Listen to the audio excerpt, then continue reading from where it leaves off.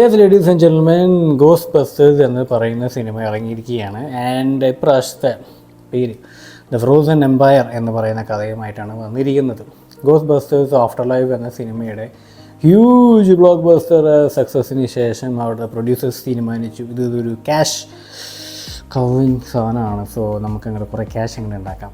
അത് സക്സസ് ആയ സ്ഥിതിക്ക് സീക്വലായിട്ട് നമുക്കിങ്ങനെ ഓരോന്നിങ്ങനെ ഇറക്കാം.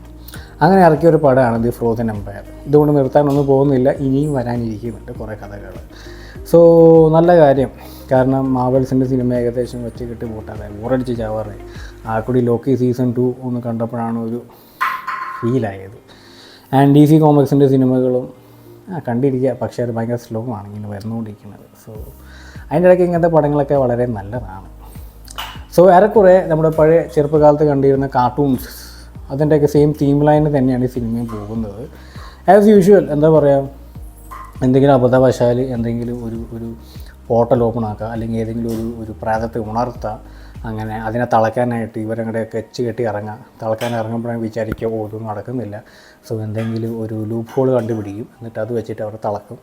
എന്നിട്ട് അവസാനം എല്ലാവരും കൂടി ഒരു കഫ്റ്റീരിയ പോയിട്ട് കുറച്ച് ജ്യൂസും സ്നാക്സും ബർഗർ അടിച്ചങ്ങനെ ഇരിക്കും.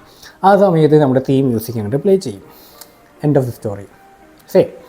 കണ്ടിരിക്കാം, ഇഷ്ടപ്പെട്ടു. ആഫ്റ്റർ ലൈഫ് എന്ന് പറയുന്ന ആ സിനിമ കണ്ട് ഇഷ്ടപ്പെട്ടവരാണെങ്കിൽ നിങ്ങൾക്ക് ഈ സിനിമ ഇഷ്ടപ്പെടും. ആ സെയിം കാസ്റ്റിംഗ് ക്രൂ തന്നെയാണ് ഈ സിനിമയിലും വന്നിരിക്കുന്നത്. ചേഞ്ചസ് ഒന്നുമില്ല. പഴയ ഗോസ്റ്റ് ബസ്റ്റേഴ്സിലെ ബിൽ മുറെ ആ ഒരു കാസ്റ്റിംഗ് നേരെയും ഈ സിനിമയിൽ വരുന്നുണ്ട്. കാരണം പറയേണ്ട ആവശ്യമില്ല, നിങ്ങൾക്ക് മനസ്സിലാവുമല്ലോ. കാരണം അവരില്ലെങ്കിൽ ഗോസ്റ്റ് ബസ്റ്റേഴ്സിൻ്റെ ആ ഒരു ബാക്ക് ബോൺ അല്ലെങ്കിൽ എസെൻസ് നഷ്ടപ്പെട്ടു പോകും എന്നുള്ളത് എന്നെപ്പോലുള്ളവർക്കറിയാം, അവർക്കും അറിയാം. കാരണം അവരുടെ ഒരു മുഖം എവിടെയെങ്കിലും ഒരു ക്യാമിയോ പോലെയെങ്കിലും കാണിക്കണം, എന്നാലും ഒരു ഇതുള്ളൂ.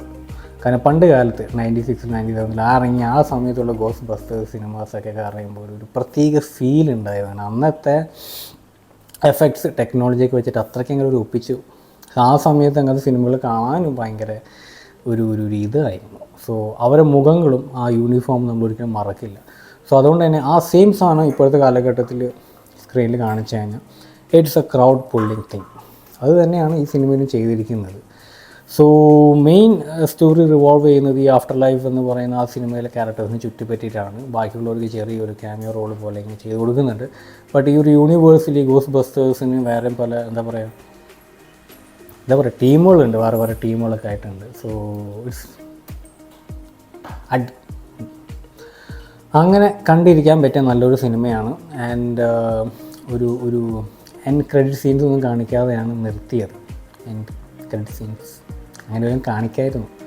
ആൻഡ് ഇഷ്ടപ്പെടാത്തൊരു കാര്യം, ഇതിൻ്റെ തീം മ്യൂസിക് കേൾക്കണമെങ്കിൽ ക്ലൈമാക്സ് വരെ വെയിറ്റ് ചെയ്യും. ക്ലൈമാക്സും കഴിഞ്ഞ് പോകണം. എൻ്റെ എന്താ പറയുക പേരുകളൊക്കെ എടുത്ത് കാണിക്കുമ്പോഴാണ് അവസാനം ഈ ഒരു തീം മ്യൂസിക് പ്ലേ ചെയ്യുന്നത്. അത് ഭയങ്കര ഇഷ്ടപ്പെട്ടില്ല. സിനിമയിൽ എവിടെയെങ്കിലും കാണിക്കായിരുന്നു, എസ്പെഷ്യലി ആ ക്ലൈമാക്സ് ഫൈറ്റിലെങ്കിലും BGM ആയിട്ട് യൂസ് ചെയ്യായിരുന്നു. അത് മാത്രം എന്തുകൊണ്ട് അവർ ചെയ്തില്ല എന്നുള്ളത് ഡോണ്ട് നോ. ആൻഡ് നമ്മുടെ ക്രിസ് ഹെംവർത്ത് അഭിനയിച്ച ഒരു ഗോസ്റ്റ് ബസ്റ്റേഴ്സ് മൂവിയുണ്ട്. അതിലെ ഗോസ്റ്റ് ബസ്റ്റേഴ്സിൻ്റെ തീം മ്യൂസിക് അവർ ലാസ്റ്റ് ചേഞ്ച് ചെയ്തിട്ടുണ്ടായിരുന്നു. ബട്ട് ഈ ഒരു മൂവിയിൽ അവർ റോൾ ബാക്ക് ചെയ്ത് പഴയ ആ ഒരു 90s സെയിം തീം സോങ് ആയിട്ടാണ് മെയിൻറ്റെയിൻ ചെയ്യും. നോ ഇംപ്രൂവ്മെൻറ്റ്സ്, ജസ്റ്റ് എന്താ പറയുക പുതിയ ഇൻസ്ട്രുമെൻറ്റ് ഉപയോഗിച്ച് പ്ലേ ചെയ്തതെന്നുള്ളൂ. ബട്ട് സെയിം തീം മാറ്റിയില്ല, നല്ല കാര്യം.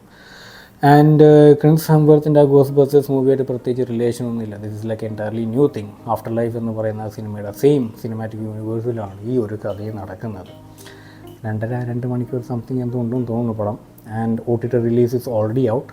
ആൻഡ് കാരണം കഴിഞ്ഞ മാർച്ച് 10-നോ 14-നോ ആയിരുന്നു ഇതിൻ്റെ സിനിമാറ്റിക് റിലീസ്, തിയേറ്ററിക്കൽ റിലീസ്. നമ്മുടെ നാട്ടിൽ വന്നു പോയെന്ന് ആരും അറിഞ്ഞില്ല, കാരണം ആ സമയത്ത് വേറെ സിനിമകളായിരുന്നു പ്ലേ ചെയ്തിരുന്നത്. And this kind of movies don't play much in our theatres. ആ കൂടി മെട്രോപൊളിറ്റൻ സിറ്റീസിൽ മാത്രമായിരിക്കും കൂടുതൽ ഓടുന്നുണ്ടാകുന്ന സിനിമകൾ. അതുകൊണ്ടായിരിക്കാം എൻ്റെ അടുത്തുള്ള തിയേറ്റേഴ്സിനൊന്നും വന്നില്ല, എൻ്റെ സിറ്റിയിൽ വന്നില്ല. വെയിറ്റ് ചെയ്യേണ്ടി വന്നു ഒരു OTT റിലീസിന് വേണ്ടിയിട്ട്. സോ ഗൈസ്, ഈ സിനിമയുടെ ഒപ്പം തന്നെയായിരുന്നു ദ ഇമാക്കുലേറ്റ് എന്ന് പറയുന്ന ഹൊറർ സിനിമ ഇറങ്ങിയത്. It speaks about the birth of the anti Christ. And the first human എന്ന് പറയുന്ന സിനിമ, അതും ആൻറ്റി ക്രൈസ്റ്റിനെ കുറിച്ചിട്ടാണ് സംസാരിക്കുന്നത്. ഹൊറർ ക്ലാസിഫിക്കേഷനിലാണ് വരുന്നതെങ്കിലും it doesn't speak about ghost. കാരണം നൺ 2 അല്ല നൺ, ദി കോഞ്ചറിങ് അങ്ങനത്തെ എന്താ പറയുക പഴയ പടങ്ങളുമായിട്ട് ബന്ധമില്ലാത്തൊരു സിനിമയാണ്. And doesn't talk about ghost, it speaks about the devil.